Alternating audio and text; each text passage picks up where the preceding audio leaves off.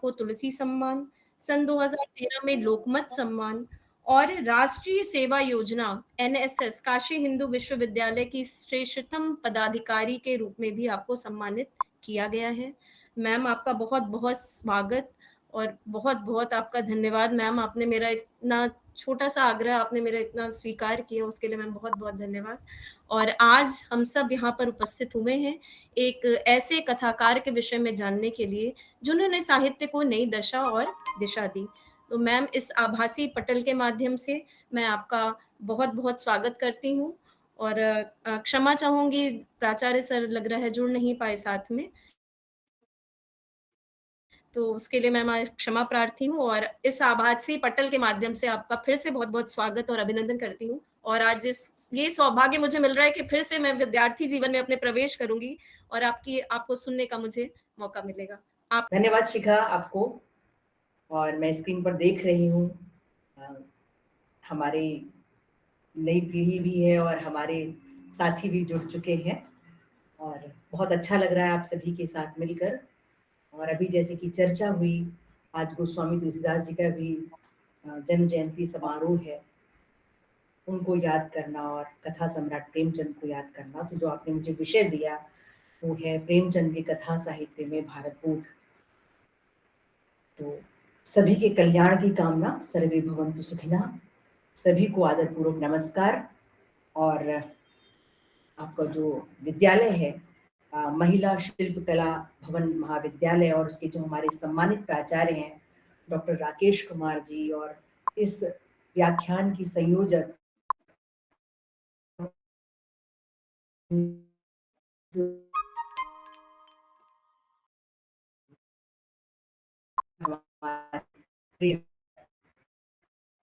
और आप मैं कथा करती हूँ और बात शुरू करती हूँ। जो प्रेमचंद का समय याद कीजिए, प्रमुख राष्ट्रीय सब ठीक से। मैम आवाज़ नहीं आ रही है आपकी, कट रही है। जी मैम कट रही है, आवाज़ नहीं आ पा रही ठीक से।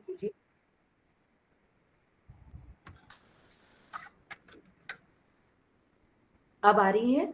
जी, जी मैम अब आ रही है। जहाँ कोई दिक्कत आए आप मुझे बताइएगा। तो ये जो प्रेमचंद का बेटा हाँ, ये जो समय है प्रेमचंद का, और उसमें जब हम राष्ट्रीय आंदोलन के विषय में सोचते हैं, हम जब इतिहास पर जाते हैं, तो जो प्रेमचंद का समय है वही हमारे भारतवर्ष के प्रमुख राष्ट्रीय आंदोलनों का भी समय रहा है। और उस समय एक सामाजिक सुधारों की लहर चल रही थी इस देश में। और इसीलिए आप जब प्रेमचंद के साहित्य को पढ़ेंगे और जिस परिप्रेक्ष्य में हम जिस भारत बोध के संदर्भ में जो बातचीत कर रहे हैं, उसमें आप देखेंगे चाहे सामाजिक सुधार की बात हो या ग्रामीण जीवन की समस्याओं के रूप में हमारी चीजें आती हो, तो प्रेमचंद ने इन सारे विषयों को अपने कथा साहित्य में लिया है। और उनका उनका जितना भी कथा साहित्य है, आप देखेंगे इसी तरह के ताने बाने पर बुना हुआ है, जिसमें उनकी जो अपनी जो सोच थी समाज को लेकर, बदलने को लेकर के, चाहे वो अंधविश्वासों की बात हो या हमारे हाशिए के लोगों की बात हो, या एक जो उनका युवा मन सोच रहा था कि मैं अपने देश के लिए क्या कर सकता हूँ, तो उसको लिख रहे थे। और शायद यही कारण था कि गांधी जी के आंदोलन से प्रेरित होकर वो अपनी सरकारी नौकरी से त्यागपत्र दे देते हैं। और उसके बाद जो प्रेमचंद का रूप आता है वो बिल्कुल एक दूसरा है, जिसमें गांधी है, अगर मैं क्रम से नाम लूं तो गोखले हैं, गांधी जी हैं और तिलक। मैंने कहीं पढ़ा था कि गोखले और गांधी के विचारों को आत्मसात करते करते करते करते धीरे धीरे प्रेमचंद फिर गोखले की विचारधारा पर आ रहे थे। और बहुत से शोध कार्य हुए हैं प्रेमचंद को लेकर के, आगे भी हमारी नई पीढ़ियां करेंगी, क्योंकि हर साहित्यकार के एक रेशे रेशे से लेकर एक बहुत सूक्ष्म चीजों पर भी लोग बात करते हैं और नए नए शोध इसीलिए होते हैं। लेकिन एक मैं बड़ा नाम लूंगी कमल किशोर गोयनका जी का। उन्होंने बहुत काम किया प्रेमचंद में, जो भी प्रेमचंद जी की बहुत चीजें जो स्पष्ट नहीं थी, चाहे उनके आर्थिक पक्ष को लेकर, उनकी सोच को लेकर के, तो बहुत सी वो ऐसी व्यक्तिगत चीजें निकाल कर लाए जिससे प्रेमचंद को हम और गहरे तरीके से समझ सकते हैं।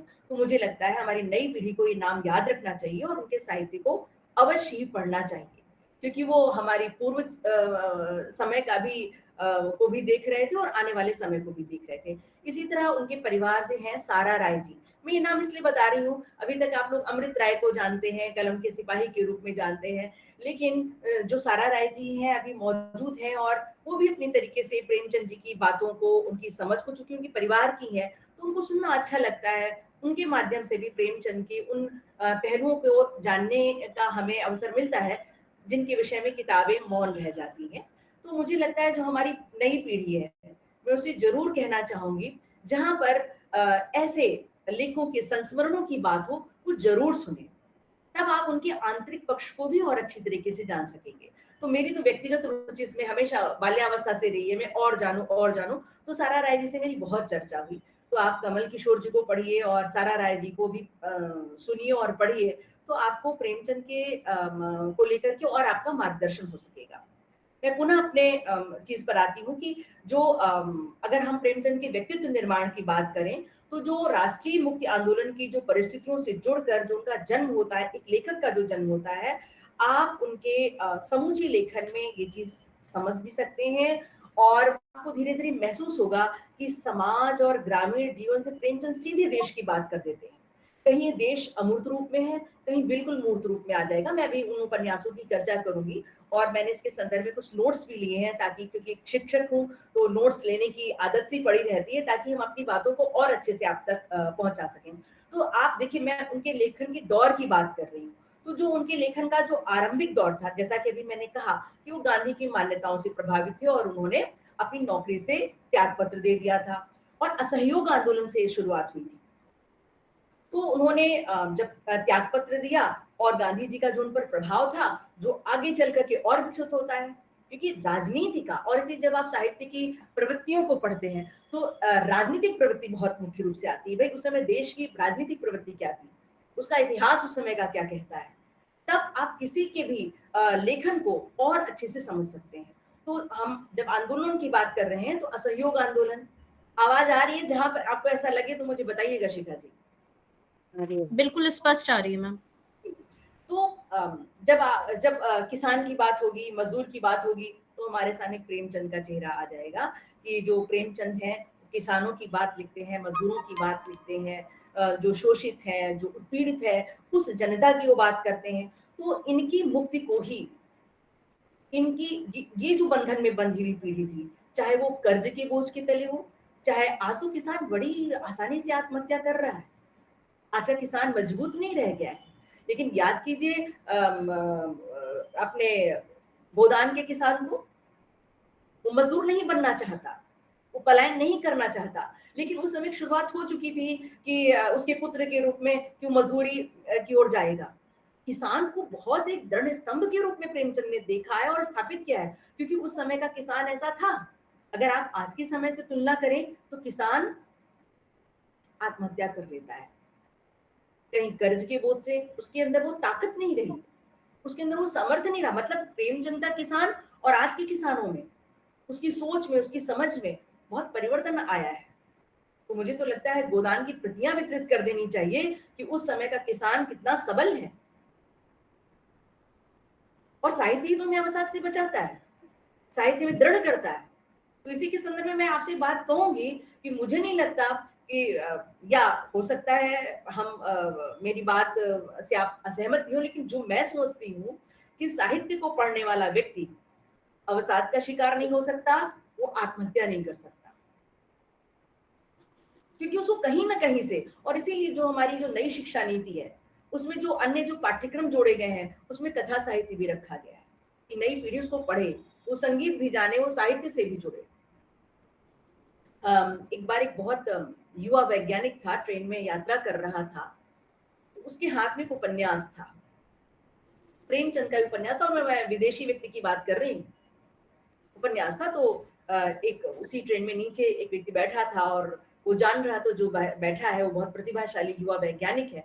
तो पूछा, वैज्ञानिक है आप, उपन्यास पढ़ रहे हैं? उसके हाथ में हैरी पॉटर नहीं था, उसके हाथ में प्रेमचंद था। हैरी पॉटर से आप क्या सीख लेंगे? कौन सी जादुई चुड़ैल क्या कर लेगी? ऐसे उपन्यास तो हमारे किस्सा गोई के खूब रचे गए भारतेंदु काल में, खूब जेपी श्रीवास्तव ने लिखा, खूब चंद्रकांता की, आज जिसको आप वेब सीरीज और न जाने क्या कहते हो, खूब लोग चंद्रकांता को पढ़ते थे और उस चंद्रकांता को पढ़ने के लिए वो हिंदी सीख रहे थे। तो उसने कहा मैं साहित्य इसलिए पढ़ रहा हूं ताकि मैं महसूस कर सकूं कि मैं मनुष्य हूं। वो युवा कह रहा था। तो आप तो बहुत भाग्यशाली हैं कि आप सभी साहित्य के विद्यार्थी। तो इसीलिए प्रेमचंद का साहित्य मनुष्य को मजबूत बनाता है और उन्होंने हर उस व्यक्ति को लिया जिसकी मुक्ति में ही राष्ट्र की मुक्ति थी। तो सबसे पहले आप इसको ध्यान में रखिए, ये भारत बोध उनके किसानों के साथ जुड़ा हुआ है, ये भारत बोध मजदूरों के साथ जुड़ा हुआ है, वो हर पीड़ित, और स्त्री भी उसकी बहुत सशक्त है। आगे चलकर हम इसको देखेंगे।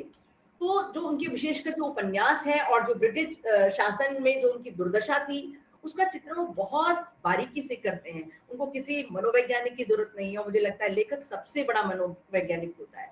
वो समझ लेता है, और कहा ऐसे नहीं कहा गया कबीर मनीषी परिभू स्वयंभू, क्योंकि वो शब्दों की सृष्टि करता है। वो जान जाता है कि मनुष्य की भीतरी परतों में क्या छिपा है, वो क्या चाहता है। तो मैं उनके रंगभूमि उपन्यास की चर्चा कर रही हूँ। सबसे पहले मैंने रंगभूमि को लिया है। तो जो उनका उपन्यास है रंगभूमि, उसमें प्रेमचंद ने अंग्रेजी हुकूमत का साथ देने वाले लोगों का चेहरा वो बड़ी बखूबी दिखाते हैं, और उसका एक संवाद है। उसमें एक राजा महेंद्र सिंह है जो काउंसिल के मेंबर भी हैं, और एक गरीब अंधे की जमीन को उसे जबरदस्ती छीनकर एक अंग्रेज पूंजीपति। मैम आवाज नहीं आ रही है।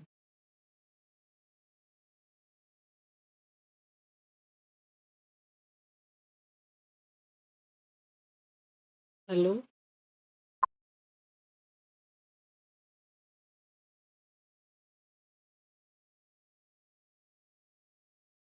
जानते हुए भी इसे क्यों स्वीकार किया? आपको नगर वासियों और विशेषता अपने सत्व की रक्षा करनी चाहिए। एक स्त्री दे रही है उसको उपदेश कि आपने ये गलत बात क्यों स्वीकार की। किसी की जमीन, वो गोस्वामी जी ने कवितावली में लिखा है ना कि सब जो भूमि चोर है भूप हो गए। तो ये जो भूमि चोरी है, और आज भी आप देखिए रियल एस्टेट जैसे धंधे और उसमें छिपा हुआ काला धन सब भूमि से जुड़ा हुआ है।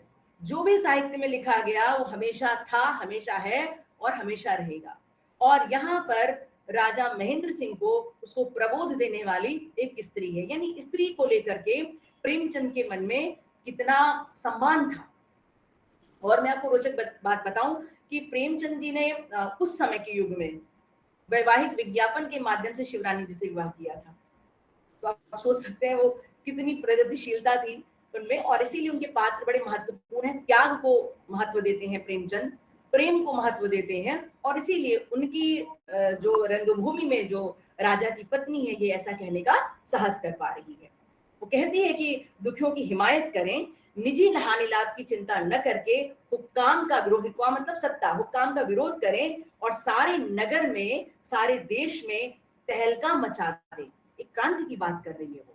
इसके लिए पदत्याग ही क्यों ना करना पड़े, सीधे कहती है पदत्याग कर दीजिएगा लेकिन सच्चाई का साथ दीजिए। और बड़े से बड़ी विपत्ति का सामना करने के लिए वो राजा महेंद्र सिंह को तैयार करती है।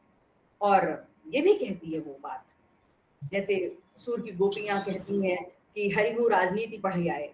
वो जान रही है लेकिन फिर भी वो स्त्री कह रही है कि मैं राजनीति के सिद्धांतों से परिचित नहीं हूं, पर आपका जो मानवीय धर्म है वो आप, मैं मानवीय धर्म को पढ़ने की बात आपसे कह रही हूँ कि आप मानवीय धर्म पढ़ें। तो ये जो मानवता के निर्वाह की चिंता है, ये प्रेमचंद की सबसे बड़ी चिंता है, जिस पर हमारी भारतीय संस्कृति को जाना जाता है। त्याग, करुणा, या धर्म को लोग समझते नहीं, लेकिन अगर आपसे धर्म के 10 लक्षण पढ़ लें, गोस्वामी जी मुझे बार बार याद आ रहे हैं चर्चा करते हुए प्रेमचंद की। यदि आप नवधा भक्ति को पढ़ लें, और नवधा भक्ति का उपदेश शबरी जैसी स्त्री को, शूर्पणखा जैसी स्त्री को नहीं, जो वास्तविक स्त्री चिंतन है। नवधा भक्ति मतलब 9 सीढ़ियां एक मनुष्य के भीतर क्या होना चाहिए, और यदि मनुष्य किसी एक सीढ़ी पर भी लगातार चढ़े तो वो वास्तव में सर्वोच्च आसन पर वो स्थापित होगा निश्चित। तो शबरी को चुना है। और इसलिए जब भी आप कथा साहित्य में पढ़ी तो आप ये देखिए संवाद किसके माध्यम से लेखक कहला रहा है। किसी भी उपन्यास को पढ़ते समय आपके भीतर ये चीज अवश्य होनी चाहिए। पात्रों का चिंतन, और आप पढ़ते हैं ना तत्वों में, देश काल वातावरण पात्र, लेकिन आज भी ट्रंप पे चर्चा हो रही है और कोई देश काल वातावरण को लेकर के कोई बातचीत नहीं कर रहा है। तो आप तो साहित्य के लोग हैं, समझिए देश काल वातावरण को कि किस समय में बात कही गई और वर्तमान देश काल वातावरण क्या है, हम कैसी चीजों को जोड़ें। और जो विद्यार्थी इस तरह से चीजों को जोड़ कर लिखता है उसी का लिखा हुआ मौलिक चिंतन होता है, वरना तो याद किया हुआ। तो चिंतन कीजिए उस पर। तो ये जो महिला पात्र है जिसको वास्तविक चिंता है, प्रेमचंद जिसके माध्यम से कहला रहे हैं कि जो मानवता का जो निर्वाह है वो प्रेमचंद की वास्तविक चिंता है। फिर आप देखेंगे रंगभूमि का नायक सूरदास है, अंधा है, दिव्यांग है, भिखारी है, लेकिन उसमें उत्साह और साहस भरा हुआ है। वो अपने अधिकारों के लिए लड़ना जानता है, अपनी जमीन के पीछे वो मर जाता है पर जीते जी उसको जाने नहीं देता। और हिंदी साहित्य में आप ध्यान दीजिए, जितने हिंदी साहित्य में बात कर रही हूँ मैं, भारत के इतिहास की बात नहीं कर रही हूँ। हमारे हिंदी साहित्य में जो राष्ट्रीय आंदोलनों का जो दौर आता है, और जितना मैं पढ़ती हूँ और जितना मैंने समझा है, वरना तो जीवन भर एक शिक्षक की यात्रा विद्यार्थी बने रहने की होती है। तुरंता लेखन भी नहीं है मेरे पास और तुरंता बोलन भी नहीं है मेरे पास में। मुझे लगता है कि अच्छी तरह से चीजों को जानकर ही अपने विद्यार्थियों तक अपनी बात कहनी चाहिए। तो इसमें जो मैंने जो समझा, जो जब मैं इतिहास से जोड़कर राष्ट्रीय आंदोलन की बात जब कर रही थी, तो मुझे ऐसा लगा कि हिंदी साहित्य में जितने भी राष्ट्रीय आंदोलनों के दौर को हम पढ़ रहे हैं, छायावाद में तो बहुत अच्छी तरीके से हुआ, लेकिन विशेषकर हम कथा साहित्य की बात करें, कथा साहित्य से विद्यार्थियों मेरा आशय है उपन्यास, कहानी, लघु कहानी, सब कुछ। मैं फिर से आपको बता दूं, तो उसमें जो राष्ट्रीय आंदोलनों का नेतृत्व है हिंदी साहित्य में, उसका नेतृत्व मुझे लग रहा है प्रेमचंद कर रहे थे। क्यों? क्योंकि उनके साहित्य में भारत के वास्तविक चित्र हमें देखने को मिलते हैं, विशेषकर कथा साहित्य में। छायावाद में तो कविता का दौर था, वो भी बहुत महत्वपूर्ण है। फिर मैं अगर हंस पत्रिका पर आऊं, जिसका उन्होंने संपादन किया, लंबे समय तक संपादन किया, और 30 अप्रैल 1900, ये अप्रैल का जो 1930 का जो अंक था जब वो निकला था, तो उसमें उन्होंने बड़ी महत्वपूर्ण बात लिखी थी कि गरीबों की छाती पर दुनिया टिकी हुई है और ये कठोर सत्य है। हर एक आंदोलन में गरीब लोग ही आगे आगे हैं और उनको रहना भी चाहिए, क्योंकि स्वराज से सबसे ज्यादा फायदा उनको होगा।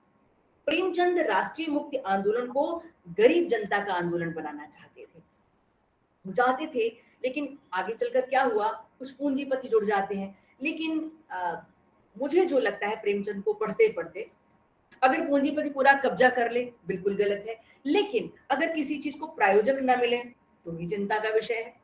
आसानी से हम कह देते हैं रीतिकाल की कविता को राजाश्रित राजाश्रित। आज जब आप क्रिकेट को देखें या जितने भी भारतीय खेलों को देखें, कोई ना कोई कंपनी उसकी प्रायोजक है या नहीं? क्या अर्थ की आवश्यकता उसको नहीं होती? क्या इस देश के लिए उद्योगपति जरूरी नहीं है? हाँ, लेकिन शोषण नहीं होना चाहिए किसी का।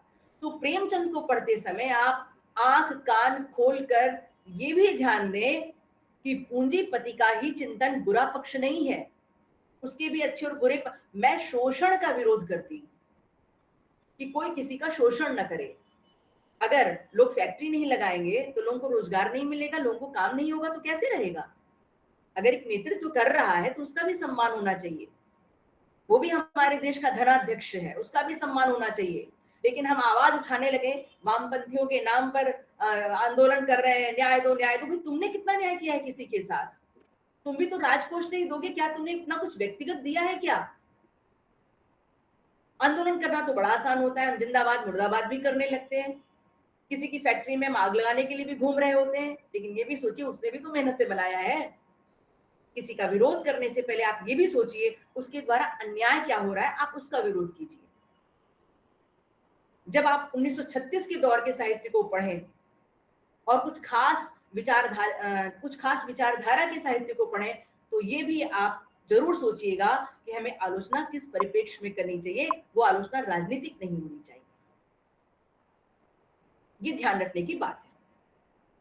तो आगे चल करके ये चीजें आई थी स्वराज के आंदोलन में, और यथार्थ चित्रण आगे चलकर जब हम कहानी की बात करेंगे और कैसे आदर्श से फिर यथार्थ की ओर प्रेमचंद का लेखन बढ़ रहा था, उसमें जैसा कि भी मैंने आपसे कहा, गोखले, गांधी और फिर तिलक, और इसीलिए मैंने क्रम से आपको नाम बता दिया कि किस तरह से लेखक की विचारधारा बदली आगे चल करके। लेकिन हाँ, इन राजनीतिक विचारधाराओं से उनको साहित्य के लिए एक नई भूमि भी मिली कि हमें और क्या, और साहित्य एक जगह ठहरने का नाम भी तो नहीं है। उसमें तो नई-नई चीज़ें का स्वागत ही होना चाहिए। पहले हम आंदोलन में थे, फिर हम विमर्शों में आ गए और अब धीरे-धीरे एक पॉडकास्ट नाम चल पड़ा है। साक्षात्कार की जगह, संचालन की जगह नए-नए शब्द आ रहे हैं, लेकिन हम हिंदी वाले तो साक्षात्कार ही शब्द कहेंगे, है ना? तो आंदोलन से हम विमर्श की ओर आए, बहुत से विमर्श आया, आदिवासियों पे विमर्श हो रहा है, स्त्री विमर्श हो रहा है, दलित विमर्श हो रहा है, सबका स्वागत होना चाहिए। नई-नई चीज़ें हमेशा साहित्य ने हमेशा उसका स्वागत किया है। तो प्रेमचंद की यात्रा भी आगे-आगे बढ़ती हुई फिर कफन कहानी तक आने वाली है। तो गबन जब आप उपन्यास पढ़ते हैं, तो उसमें आप पाएँगे मध्यम वर्गीय व्यक्ति है।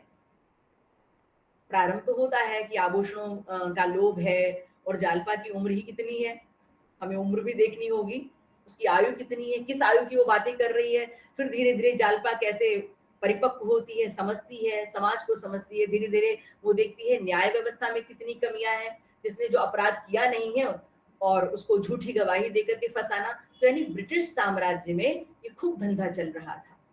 झूठे मुकदमे, झूठे ही लेना, झूठे ही देना और झूठे ही भोजन, झूठ चबेना, मतलब झूठ पर। तो गबन में इस चीज को दिखाया है और स्वदेशी आंदोलन का जो यथार्थ चित्रण हो सकता है, गबन उपन्यास में आप देखेंगे। और इसका एक पात्र है देवी दीन, जो बिल्कुल गबन के मध्य और अंत की ओर हमसे आकर जुड़ता है। वो एक बात कहता है और प्रेमचंद जी उसे कहलवाते हैं, और बड़ी महत्वपूर्ण बात है, जिस देश में रहते हैं, जिसका अन्न जल खाते हैं, उसके लिए इतना भी न करें तो जीने का धिक्कार है। यहाँ पर प्रेमचंद का ये संदेश है कि भारत के निवासी अपनी मातृभूमि के लिए तुम जो भी करने लायक हो वो करो। कुछ लोग सोचते हैं अरे हम क्या कर सकते हैं देश पर, हम बंदूक उठाएंगे, हम सीमा पर जाएंगे और एक दूसरे पड़ोसी देश है उसको मार देंगे, यही देश। भाई आप जो छोटे छोटे कार्य, अगर आप पर्यावरण की चिंता कर रहे हो, उसके लिए कुछ कार्य कर रहे हो, पौधे लगा रहे हो, लेकिन फोटो खिंचाओ पौधे नहीं, वास्तविक एक पौधा लगाओ, उसकी सेवा करो, उसको बड़ा करो और फलदार पौधे लगाओ, फिर जो आपको अंदर से प्रसन्नता मिलेगी, उससे भी देश बनता है। अगर आप बिजली की बर्बादी देख रहे हैं, अगर आप पानी की बर्बादी देख रहे हैं, उसके साथ आप न्याय करते हैं, बंद कर देते हैं, किसी चीज देश के संसाधनों को बर्बाद नहीं कर रहे हैं, अपने क्लासरूम की स्वच्छता पर ध्यान दे रहे हैं, तो भी वो भी तो देश सेवा है, वो भी तो आपकी कर्तव्य निष्ठा है। तो प्रेमचंद ने कहा जो भी कर सकते हो वो करो। अगर कुछ भी नहीं कर सकते तो इतना तो कर सकते हो कि अपने देश में बनी चीजों का प्रयोग करो, जिससे तुम्हारा पैसा अंग्रेजों के देश में ना जाकर अपने ही देश में रहे। स्वराज की बात, हम जो कुछ भी करेंगे, जिन चीजों का प्रयोग करेंगे, अपने देश की चीजों का प्रयोग करेंगे।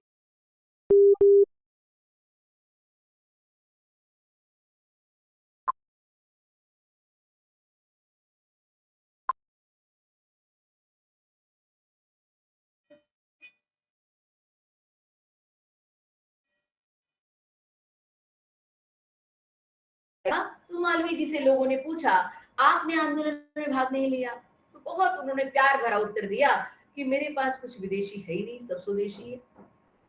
ये होता है अपने स्वदेश से प्यार।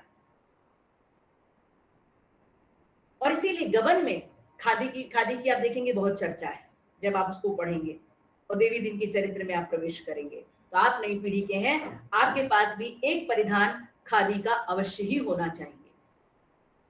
उससे तमाम लोग, उससे रोजगार जुड़ा हुआ है और इसीलिए उन्होंने कहा देश सेवा, ये है गहरी और महीन बात। तो इन महत्वपूर्ण चीजों को आप लोग अगर आत्मसात करेंगे तो आप स्वराज के मंत्र को भी समझ सकेंगे और हमारे अपने देश का जो कौशल है, जिसको हम बढ़ावा दे सकते हैं। हम रंगीन झालर न लगाएं, हम एक मिट्टी के दिए की बात करें, हम उस पर अपनी धनराशि खर्च करें, हम ईदगाह के हामिद जैसे चरित्रों से प्रेरणा लें कि वो छोटा बच्चा जहां पर आज हमारी मातृशक्ति अपने बच्चों को चुप कराने के नाम पर, उसको वात्सल्य देने के नाम पर मोबाइल थमाती है, उस समय हामिद जैसा बच्चा अपनी दादी के विषय में सोच रहा था, उनके जलते हुए हाथों के विषय में सोच रहा था। कहाँ चली गई आज के बच्चों की वो करुणा, उसकी वो संवेदना? किसी देश में ध्रुव जैसे बच्चे हुए हैं जो 6 वर्ष की अवस्था में परमात्मा को खोजने के लिए निकल पड़ते हैं। क्या वो खा नहीं सकता था? मेले में तो बहुत सारी चीजें थी। क्यों वो चिमटा चुनता है? सोचिए, उस संवेदना के साथ सोचिए। उन माँओं की तरह आजकल की मत सोचिए कि बच्चा रोया नहीं, उसके हाथ में मोबाइल थमाया। उनको रेस्टोरेंट में खाना खाना है, तो बच्चे के हाथ में मोबाइल थमा दिया। आप नहीं उसके अंदर करुणा को जन्म दे पा रहे हैं, आप नहीं उसके अंदर संवेदनशीलता को जन्म दे पा रहे हैं। आने वाली पीढ़ी की चिंता अवश्य कीजिए। मैं तो एक सर्वे की तरह देखती हूँ। वो वात्सल्य जो हम लोगों को माता-पिता मिल गए, जो हम लोगों को शिक्षक मिल गए, भविष्य में कहीं ऐसा ना हो हम शोरूम से गुजरे और वहां पर लगाया जाए एक टैग कि इस मनुष्य के अंदर संवेदना भी है, करुणा भी है, हृदय भी इसका निर्मल है, इसका मन पवित्रता से भरा हुआ है। आइए ले जाइए, खरीद कर रखिए अपने घर में। बचिए। इसलिए हामिद जैसे, इसलिए ईदगाह जैसी कहानियां बहुत महत्वपूर्ण बन जाती है। तो इसमें भी देश है, उस जहां जहां मानवीय करुणा से ही तो हमारा देश बना है। त्याग, करुणा, सेवा, तो किसी न किसी रूप में प्रेम की स्थापना कर देते हैं। एक स्त्री को कैसा होना चाहिए प्रेमचंद जी ले आते हैं, ढूंढ ढूंढ कर ऐसे पात्रों को लेकर आते हैं। फिर यदि हम उनकी कहानियों की बात करें, अब हम उपन्यासों से निकलकर उनकी कहानियों की बात करेंगे, और वो घूम घूम कर अपनी कहानियों के माध्यम से, उपन्यासों के माध्यम से अंग्रेजों के काले कारनामों को खूब अच्छे से दिखा रहे थे। ऐसा नहीं था उनको व्यक्तिगत स्तर पर कष्ट नहीं भुगतने पड़ रहे थे, और बड़ा निर्भीकता से जैसे वो लिख रहे थे, अंग्रेज उनके सिर पे नहीं खड़े थे। आगे चलकर हम इसको देखेंगे कैसे कैसे अंग्रेजों की चीजों को उन्होंने सहा। तो कहानियों की बात, और मैंने ऐसी ऐसी कहानियां चुनी हैं, हो सकता है उस पर आप लोगों ने दूसरे रूप में देखा हो, और मैंने जो चीजें उसमें से निकाली हैं तो उसको आप लोग थोड़ा सा देखिएगा और मुझे बताइएगा भी कि क्या उसमें कुछ इस तरह की बातें की जा सकती हैं। तो उनकी कहानी में आप देखेंगे मजदूर है, किसान है, फिर से आ रही हूँ क्योंकि यही उनके विषय है, साहूकार है, गांव, शहर, देश, नगरों का भी, नगर कैसे हैं, गांव लेकिन उनके मन में बसता है। और ऐसी बात नहीं कही जाती, अगर भारत के गांवों को जानना हो, आज तो हमारे गांव भी बदल रहे हैं, नगरों का रूप रख रहे हैं। रिजॉर्ट में जरूर आपको गांव देखने को मिल जाएंगे, खटिया जरूर मिल जाएगी। अभी गांव के जो अंदर गांव हैं वो थोड़ा वैसे दिखते हैं, लेकिन जो सड़क के किनारे के गांव है, अभी लम्ही में गई थी आज, तो देखा लम्ही कैसा रहा होगा। आज वहां पे बहुत सी प्रतियोगिताएं हैं और हमारे विद्यार्थियों ने बड़ा अच्छा प्रदर्शन किया। बहुत अच्छा लगता है प्रेमचंद के गांव में जाना, लेकिन लम्ही का भी नगरीकरण हो चुका है। तो ये जो शहर, जो सड़क के किनारे के गांव हैं, वो नगर का रूप रखते जा रहे हैं। लेकिन फिर भी यदि आपको गांव को जानना है तो आपको उस समय के साहित्य को पढ़ना पड़ेगा। और मैं सिनेमा की बात करूं तो मैं तो अपने विद्यार्थियों से कहती हूँ, भाई अब आप जिस उसमें दुनिया में जी रहे हैं, ये अजीबोगरीब सिनेमा का समय है, लेकिन मैं उनसे जरूर कहती हूँ जो श्वेत श्याम यानी ब्लैक एंड व्हाइट समय का जो सिनेमा है, थोड़ा सा देख लो, जान जाओगे। तो प्रेमचंद के कथा साहित्य को, या उस समय के दौर के जो भी हमारे महत्वपूर्ण कथा लेखक रहे हैं, उनको अच्छे से समझ जाओगे। तो मैं जरूर उनसे कहती हूँ, आप देखो तीसरी कसम को, फिर उसकी समीक्षा पे चर्चा करवाना। तो आप लोग भी ये प्रयोग कर सकते हैं, और विद्यार्थी भी जुड़ेगा उस समय के सिनेमा से। तो मैं शतरंज की खिलाड़ी, पंच परमेश्वर, नमक का दरोगा, ईदगाह जिसकी मैंने चर्चा की, मंत्र, दो बैलों की कथा, सदगति, पूस की रात और सवा सेर गेहूं, यानी कितनी जो कहानियां हैं प्रेमचंद की, वो भारतीय जीवन की जो बेहतरी के जो पक्षधर हो सकते हैं, उसकी बात प्रेमचंद जी ने अपनी इन कहानियों में की है। और उनमें अपने देश के प्रति ऐसा लगाव है कि उनकी जो कहानियों के जो चरित्र हैं, उसकी जो घटनाएं हैं और जो कथा परिस्थितियां हैं, तो उसी रंग से सराबोर होकर के लिखते हैं। कथा में परिस्थिति बड़ी मायने बात रखती है। और एक तरफ आप देखिए जो सवा सेर गेहूं की जो मैं बात कर रही हूँ, तो किसान बंधुआ कैसे बन जाता है। जैसे मैं एक इंटरव्यू में बैठी थी और मैंने पूछा कि भाई बताओ प्रेमचंद की कौन सी अच्छी बात लगती है आपको, कौन सी कहानी अच्छी लगती है, तो उसने कहा पूस की रात। तो मैंने पूछा पूस किसको कहते हैं, अब हिंदी महीनों के तो नाम नहीं पता है। तो अगर आप प्रेमचंद को चुन रहे हैं तो शीर्षक बहुत महत्वपूर्ण होता है। उस पर ध्यान दीजिए कि अगर पूस की रात उन्होंने लिखी है तो भैया पूस माह में होता क्या है, उसको भी जानिए, तभी आप किस कोई लेखक क्या कहना चाहता है तो अच्छे तरीके से समझ सकते हैं। तो किसान का बंधुआ बन जाना मतलब उसका गुलाम हो जाना। बहुत से लोग खेत को गिरवी रख लेना, और ये तो उस समय बहुत था प्रेमचंद के समय में, और आज भी तमाम लोग आत्महत्या कर लेते हैं इस चीज को नए रूप में। और सदगति कहानी की मैं चर्चा करूं, वरना सदगति कहानी में आप ये देखेंगे ना कि एक हाशिए के व्यक्ति का शोषण होता है, और जो उसका पंडित है वो उसने बहुत निर्मम है, निश्चित व्यक्ति निर्मम होता है। आप हमेशा ये देखिए कि ये व्यक्ति कितना करुणा संपन्न है और कितना निर्मम है। उस दृष्टिकोण से भी उस कहानी को देखिए, तो मैंने उसमें जो मैं उसका जो निष्कर्ष निकालती हूँ, तो उसमें यह है कि जन्म से ही कोई बड़ा नहीं हो जाता। कर्मयोग से जो उसने हासिल किया है, जो प्राप्त किया है, उससे वो बड़ा होता है। और मुझे लगता है सदगति कहानी में हमें यही देखने को मिलता है। अब मैं शतरंज के खिलाड़ी की बात करूं जो उनका,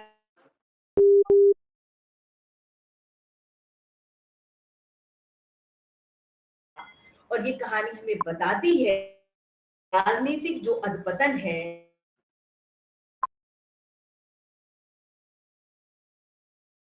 देखेंगे मीर और विलासिता वो प्रदर्शित कर रहे हैं उस कहानी में, और वस्तुतः वो अपने ही कथा चरित्रों को एक्सपोज कर देते हैं। अब मैं शतरंज के खिलाड़ी की बात करूं तो एक बहुत बड़ा निर्देशक हुआ है सत्यजीत रे। देखिए शतरंज के खिलाड़ी को, सबको देखनी चाहिए। तब आप पाएंगे मैं जिस विलासिता की बात कर रही हूं, और उस पर मैंने एक टिप्पणी लिखी है मैंने अपने विद्यार्थियों के लिए कि शतरंज के खिलाड़ी के मैं प्लॉट की बात कर रही हूँ कि कहानी का राज्य ऐसा है कि जहां उस वक्त हाहाकार मचा है, दिन दहाड़े लूटी जा रही प्रजा की फरियादी आवाज सुनने वाला कोई नहीं है, गांव देहात की सारी संपदा लखनऊ की ओर खिंची चली आ रही है, वहां उसका इस्तेमाल वेश्याओं, भाड़ों और विलासिता के अन्य अंगों में होता था। यही नहीं, अंग्रेजी कंपनी का ऋण भी बढ़ता जा रहा था। इन स्थितियों में प्रेमचंद इन दो चरित्रों का कैसा मजाक उड़ाते, वही मीर और मिर्जा जिनकी मैंने बात कही आपसे। अब कहानी का संवाद है इसमें कि दोनों सज्जन फिर जो खेलने बैठे तो 3 बज गए। अब की मिर्जा साहब की बाजी कमजोर थी, 4 का गजर बज ही रहा था कि फौज की वापसी की आहट मिली। नवाब वाजिद अली शाह पकड़ लिए गए थे और सेना उन्हें किसी अज्ञात स्थान पर ले गई थी। शहर में कोई हलचल न थी, न मार काट, एक बूंद भी खून का न गिरा था। आज तक किसी स्वाधीन देश के राजा की पराजय इतनी शांति से, इस तरह खून बहे बिना न हुई होगी। सारी बातें प्रेमचंद जी ने इस कहानी में कह दी। यानी जनता और उसके जो राजा के अधीन काम करने वाले लोग थे, बादशाहत के अंतर्गत काम, कुछ चिंता नहीं है उनको क्या हो रहा है, कोई युद्ध नहीं, ताज लिए जा रहे हैं अंग्रेज सरकार के द्वारा। तो ये जो महत्वपूर्ण बात है कि किसी स्वाधीन देश की राजा की पराजय इतनी शांति से, इस तरह खून बहे बिना न हुई होगी। और अच्छा इतना लिख लिया प्रेमचंद जी, इनको संतुष्टि नहीं हो रही, वो आगे लिखते हैं, वो बड़ा भाषा में उनकी व्यंग है, उसको थोड़ा सा घोल लेते हैं और लिखते हैं, ये वो अहिंसा न थी जिस पर देवगण प्रसन्न होते हैं, यह वह कायरपन था जिस पर बड़े बड़े कायर भी आंसू बहाते हैं। अवध के विशाल देश का नवाब बंदी बना चला जाता था और लखनऊ ऐश की नींद से मस्त था। ये थी राजनीतिक पतन की सीमा। ये है शतरंज के खिलाड़ी का, आप मैं पुनर्पाठ की भी बात करूंगी कि फिर से उसको पढ़िए और जानिए कि शतरंज के खिलाड़ी सिर्फ 2 शतरंज के खिलाड़ियों की ही बात नहीं है। फिर मैंने इसमें एक दूसरी कहानी चुनी है जिसमें ये भारत बोध जो विषय है वो और स्पष्ट हो सकेगा। अभी हो सकता है ये आप लोगों ने कहानी न पढ़ी हो, पढ़िएगा जरूर। ये मेरी मातृभूमि है, कहानी का शीर्षक है ये मेरी मातृभूमि है, और उसमें जो पात्र है, पात्र का नाम नहीं नजर आएगा, पात्र का परिवार आपको उसमें दिखाई देगा। वो बताएगा कैसे वो भारत से अमेरिका चला गया है, और फिर अमेरिका जाकर के उस समय वो उनके पात्र अमेरिका जा रहे हैं जब यात्राएं बहुत कठिन होती थी, भारत को छोड़कर जाना। तो लिख रहा है कि आज पूरे 60 वर्ष के बाद मुझे मातृभूमि, यही वही प्रेमचंद है जिसमें आपको बिल्कुल नई नई बात आपको पढ़ने, मातृभूमि की बात हो रही, देश की बात हो रही है। आज पूरे 60 वर्ष के बाद मुझे मातृभूमि, प्यारी मातृभूमि के दर्शन प्राप्त हुए। जिस समय मैं अपने प्यारे देश से विदा हुआ था और भाग्य मुझे पश्चिम की ओर ले चला था, उस समय मैं पूर्ण युवा था, मेरी नसों में नवीन रक्त संचालित हो रहा था। ये बता दिया कितने वर्ष उसको वहां पर बसे हो गए हैं। और अब जब वो आयु के इस वर्ष में है, तो वो पात्र क्या सोच रहा है? मेरे पास बहुत धन था, पत्नी थी, लड़के थे, जायदाद थी, मगर न मालूम क्यों मुझे रह रहकर मातृभूमि के टूटे झोपड़े, 4-6 बीघा मौसमी 4-6 बीघा जमीन, बालपन के लंगोटिया यारों की याद आ रही थी। प्रायः अपार प्रसन्नता और आनंद के अवसर पर भी ये विचार हृदय में चुटकी लिया करता था, यदि मैं अपने देश में होता। वो याद करता है अपने बचपन की उन चीजों को। फिर कहानी तो लंबी है, लेकिन मैं उसके कुछ अंश मैंने लिए हैं आपको सिर्फ ये बताने के लिए कि यहाँ पर प्रेमचंद का भारत बोध किस प्रकार का है। अब वो भारत आ चुका है और भारत में भी वो जो विदेशीपन देखता है उस समय, तो उसके अंदर क्या होता है जब वो उस समय की आधुनिकता को दिख रहा है। हाय, क्योंकि मुंबई में सिनेमा लेखन के लिए प्रेमचंद गए थे, थोड़े दिनों तक ही लेखन किया और फिर वो लौट आए थे। इसलिए मैं उस आज तो ये मुंबई है, उस समय बंबई की बात कर रहे हैं प्रेमचंद, और उनका मन उचाट हो गया था और पुनः फिर वो अपने काशी आ गए थे। तो हाय, ये मेरा देश नहीं है, ये कोई और देश है, ये हमारा वो वाला प्यारा भारत देश नहीं है, कदापि नहीं। जब वो लौटता है और भारत में दिखता है, फिर उसके अंदर परिवर्तन होता है, जब वो अपने गांव की तरफ बढ़ता है और अपने गांव के वो गीदड़ बोलते हुए स्वर, वो रात में कुत्तों के बोलते हुए स्वर, उसकी भी बात प्रेमचंद ने की है कि अंधेरी रात थी। अगर आप पूस की रात पढ़े तो आप समझ सकते हैं कि उसको कुत्ते से जिस तरह से वो बचाता है और जिस तरह से उसकी चिंता करता है। लेकिन उस समय पूस की रात की बात दूसरी थी, और आजकल जो मैं रील्स पे देख रही हूँ तथाकथित पशु प्रेम, एक ही पशु की चिंता की जा रही है, सारे पशु और बेकार हैं। गौरैया की कोई चिंता नहीं है, गायों की भूख की कोई चिंता नहीं है। जो विद्यालय है वो लगता है कि अध्ययन का केंद्र नहीं बने, कुत्तों की ही संख्या ज्यादा होती जा रही है। और तथाकथित कुत्ता प्रेमी उसी हाथ से करेंगे, वो सफाई का ध्यान नहीं रखेंगे, हाथ तक नहीं धुलेंगे। और और तब मुझे पूस की रात के उस कुत्ते प्रेम की तो बात बहुत प्यारी लगती है, वो एक करुणा से जुड़ी हुई बातें हैं। तो आप देखिए कि किस तरह से हमको चीजों को रखना है। क्या मनुष्य मानव की सुरक्षा कोई मायने बात नहीं रखती? पशु सुरक्षा जरूरी है तो भाई मानव सुरक्षा भी जरूरी है। अभी लोग बोलने वाले ऐसा ही बोल सकते हैं, अपने देश के अपने घरों के खूंखार कुत्तों को वो ऐसे ही छोड़ दिया करते हैं। और कोई बच्चा घायल अवस्था में पड़ा होता है या वो जा रहा होता है तो उस पर जानलेवा हमला कर दिया जाता है।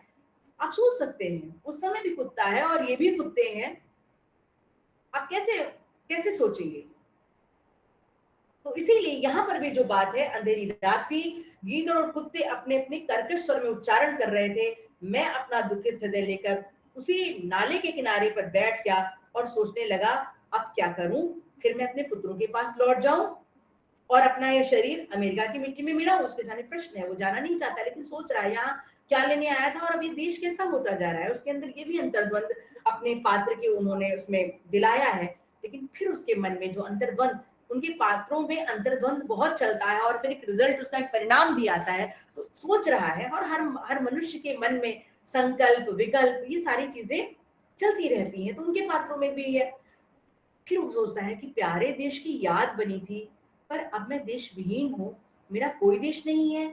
इसी सोच विचार से मैं बहुत देर तक घुटनों पर सिर रखे मौन रहा, रात्रि नेत्रों में ही व्यतीत की।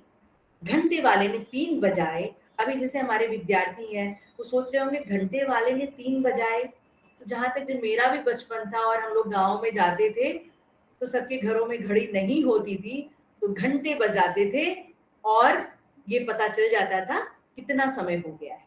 तो जब आप कहानियों में पढ़े या जब आप कबीर को भी पढ़ रहे हैं, तो कबीर की भाषा जो श्रमिकों की भाषा है, जो बुनकरों की भाषा है, जो उस समय के तत्कालीन समय के देशज शब्द हैं, वो विलुप्त हो रहे हैं। और मुझे लग रहा है विद्यार्थियों को वो शब्द जरूर जानने चाहिए, उनका भी शोध, उनका भी कोश बन रहा है, तब तक आप कबीर आदि को नहीं समझ सकते। प्रेमचंद को भी समझने के लिए प्रेमचंद के कोश को जानना होगा, और इसीलिए यहाँ पर वो लिख रहे हैं कि घंटे वाले ने 3 बजाए और किसी के गाने का शब्द कानों में आया, हृदय गदगद हो गया, ये तो देश का ही राग है, ये तो मातृभूमि का ही स्वर है। मैं तुरंत उठ खड़ा हुआ और क्या देखता हूं कि 15-20 वृद्ध स्त्रियां सफेद धोतियां पहने, हाथों में लोटे लिए भी स्नान को जा रही थीं और गाती जा रही थीं, हमारे प्रभु अवगुण चित न धरो। एक इसी तरह की चीज का प्रयोग उन्होंने कफन में किया है, और ये कहानी मुझे ऐसी मिली जिसको मैंने आप लोगों के लिए ढूंढा और शोध किया कि हमारे प्रभु अवगुण चित न धरो, वो इस कहानी में कर रहे हैं। और मैं इस गीत को सुनकर तन्मय हो ही रहा था कि इतने में मुझे बहुत से आदमियों की बोलचाल सुनाई दी, और उसमें मुझे पीतल के कमंडल लिए हुए शिव शिव, हर हर, गंगे, नारायण नारायण आदि शब्द बोलते हुए लोग चले जा रहे थे।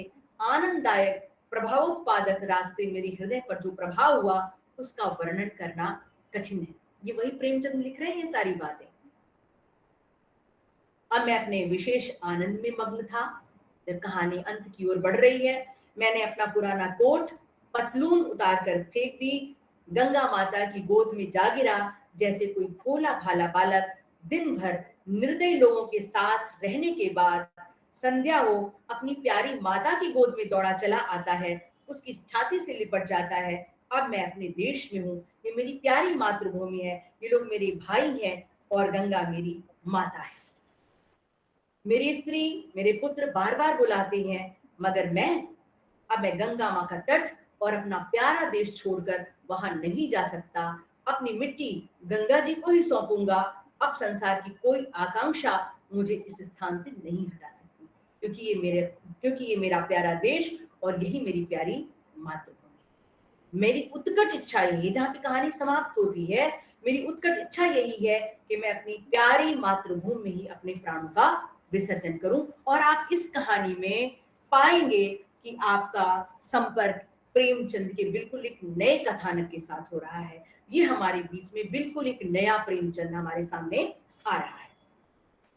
तो ये जो बात है मातृभूमि के संदर्भ में, अब आप इसको पढ़ सकते हैं। मैंने कहानी का शीर्षक आपको बता दिया है। मैंने कहा था आपसे सोजे वतन की चर्चा करूंगी और उसके बाद फिर मैं अपनी वाणी को विराम दूंगी कि इसीलिए मैं सोजे वतन की चर्चा सबसे आखिरी में कर रही हूँ। आप लोग पढ़ते होंगे कि उनका एक पहला जो कहानी संग्रह आता है सोजे वतन, जो 1909 में प्रकाशित होता है, और ये संग्रह जो तत्कालीन जो ब्रिटिश सरकार थी उसने उसको आपत्तिजनक करार दिया था और इसीलिए उसको जब्त कर लिया गया था। जैसे भारत भारती जब्त की गई थी मैथिली शरण गुप्त की, और उनका ये जो संस्करण, ये कहानी जो संग्रह आया था वो कोप का भाजन बन जाता है।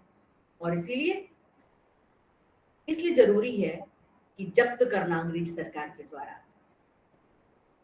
ये भी प्रेमचंद के साथ हुआ। अब एक बड़े लेखक हुए हैं बनारसी दास चतुर्वेदी जी। 1930 की बात मैं आपको बात बताने जा रही हूँ, जिसे प्रेमचंद ने अपनी अभिलाषाओं के विषय में बताया है, सूचित करते हुए लिखा है अपने एक मित्र को पत्र में। मैंने कहा, अगर आपको किसी लेखक को जानना है तो संस्मरण पढ़िए और उसके लिखे पत्र पढ़िए। मुझे व्यक्तिगत रूप में ये दोनों विधाएं बड़ी प्रिय है साहित्य की। तो उसमें जो बात लिखी है उन्होंने कि मेरी अभिलाषा बहुत सीमित है, उन्हीं के शब्दों में आपको सुना रही हूँ। और इस समय मेरी सबसे बड़ी अभिलाषा यही है कि हम स्वतंत्रता संग्राम में सफल हों।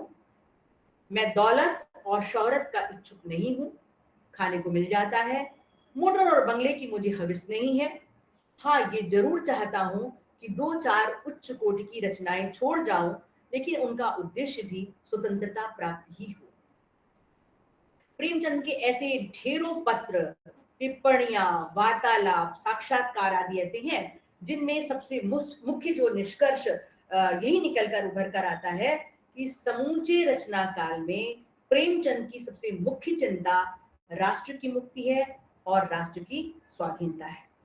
और एक बात जो मुझे उनकी अच्छी लगती है कि जागा हुआ राष्ट्र अपने को गुलामी की दशा में रखना बर्दाश्त नहीं कर सकता। फिर वो हमारे बीच में नहीं रहते हैं। उसके ठीक 10 वर्षों बाद अगर हम कहें 1947 में हमें स्वतंत्रता मिलती है, लेकिन प्रेमचंद जी ने जो सोच के जो बीज दिए अपने लेखन के माध्यम से, अगर हम इस प्रकार देखें, तो प्रेमचंद जी ने जो सोचने, समझने की अपनी कथा साहित्य के माध्यम से समाज में हर प्रकार की अलग जगाने की, हम आंतरिक रूप से कैसे सुधरें और हम बाह्य रूप से कैसे सुधर सकते हैं। अब और हर व्यक्ति के अगर हर व्यक्ति अपने जीवन को नियम के साथ जिए, सोच ले कि हम कौन से व्रत ले सकते हैं अपने जीवन में, तो निश्चित ही हम अपने समाज को बदल सकते हैं, अपने राष्ट्र की उन्नति के लिए प्रयास कर सकते हैं। प्रेमचंद को यूं ही हम कलम का सिपाही नहीं करते, अपने कलम के माध्यम से उन्होंने जो समाज में अलख जगाई, परिवर्तन की, उसमें वो निश्चित ही सफल हुए। उनको याद करती हूँ, पुनः उनको प्रणाम करती हूँ कि हमारी नई पीढ़ी भी अपने देश के लिए और हमारे जो नए लेखक हैं, वो भी जो तैयार हों, वो समाज को तोड़ने की बात न करें, वो समाज को जोड़ने की बात करें। हम साथ-साथ चलें, हम साथ-साथ एक-दूसरे को जानें। हम संगत की बात यूँ ही नहीं करते, हम सर्वे भवन्तु सुखिनः की बात यूँ ही नहीं करते। जब हम अच्छा साहित्य पढ़ेंगे, तभी हमारा मन बदलेगा। तो पुनः-पुनः उस महान आत्मा को मैं नमन करती हूँ और बधाई देती हूँ पुनः शिखा त्रिपाठी को, उनके विभाग को, सोनी जी को, आपके महाविद्यालय को और जो हमारे साथी जुड़े हैं, उन सभी को मेरा जो कुछ भी अच्छा न लगा हो, उसको छोड़ दीजिएगा, जो अच्छा लगा हो उसको स्वीकार कर लीजिएगा और मुझे लगेगा यही हिंदी के प्रति जो मेरी भावना है, उसको मैं याद कर रही हूँ और मैं भाग्यशाली हूँ कि जो समाज कार्य की विद्यार्थी रही हूँ, तुलसी को मैं याद कर रही हूँ पुनः कि उन्हें कि उनकी विनय पत्रिका ने मेरे भावों को बदल दिया और मैंने सोचा सिर्फ हिंदी की ही सेवा करनी है और आज आप लोगों के बीच में हूँ। और ये सब मेरे बीज हैं शिखा त्रिपाठी जैसे उत्तम कोटि के विद्यार्थी। इसका बहुआयामी व्यक्तित्व है। एक विद्यार्थी के रूप में भी उसकी बहुत सेवाएँ रही हैं और इससे मुझे बहुत अपेक्षाएँ हैं। हिंदी को अपेक्षा है, बहुत अच्छा करें, आपके विद्यार्थी बहुत अच्छा करें। इन्हीं शब्दों के साथ धन्यवाद। जय हिंद, जय भारत। बहुत-बहुत धन्यवाद मैम, बहुत-बहुत आभार आपका। आज फिर से वही 2006 से 9 की कक्षा में मैं वापस पहुँच गई और समय सीमा तो ऐसे लग रहा है क्यों है समय सीमा? अभी और सुनने की इच्छा है, और बहुत कुछ जानना है। और मैम आपका बहुत-बहुत आभार और ये आपका बड़प्पन है कि आपने मेरे आग्रह को स्वीकार किया और अपने इतने व्यस्ततम समय में से आपने मेरे लिए, हम सब, मेरे सारे विद्यार्थियों के लिए, मेरे विभाग के लिए आपने समय निकाला। मैम उसके लिए आपका बहुत-बहुत धन्यवाद। जो भी शब्द कहूँ आपके लिए सब कम है और आपने अपना जीवन जिस तरह से साहित्य को समर्पित किया है, साहित्य की सेवा में आपने लगा दिया, वो हम सब के लिए प्रेरणा है कि हम भी उससे कुछ सीखें और अपने जीवन का मार्ग, सुंदर पथ अपने लिए प्रशस्त करें और साहित्य की सेवा जिस भी रूप में, छोटे-बड़े जिस भी रूप में हम कर पाएँ, हम सब करें। अब क्योंकि समय की हमारी थोड़ी सीमा है और हमें मैम ने अपना इतना बहुमूल्य समय दिया है, तो उसको ध्यान में रख कर के मैं हमारे विभाग की मेरी साथी, मेरी सहयोगी डॉक्टर सोनी जी को अब आमंत्रित करती हूँ मंच पर, जो औपचारिक रूप से धन्यवाद ज्ञापन करें और इस कार्यक्रम के समापन की घोषणा करें। सोनी मैम आपका बहुत-बहुत स्वागत है। धन्यवाद मैम। मैम आपको चरण स्पर्श मैम माइक और माइक ऑन कर लीजिए, आवाज़ नहीं आ रही है अच्छा, आपकी। मैम ऑन है मेरा तो। एक मिनट। मैम यहाँ से तो ऑन है। आवाज़ नहीं आ रही मेरी? मैम आवाज़ नहीं आ रही है, सोनी मैम आपकी आवाज़ नहीं आ रही है।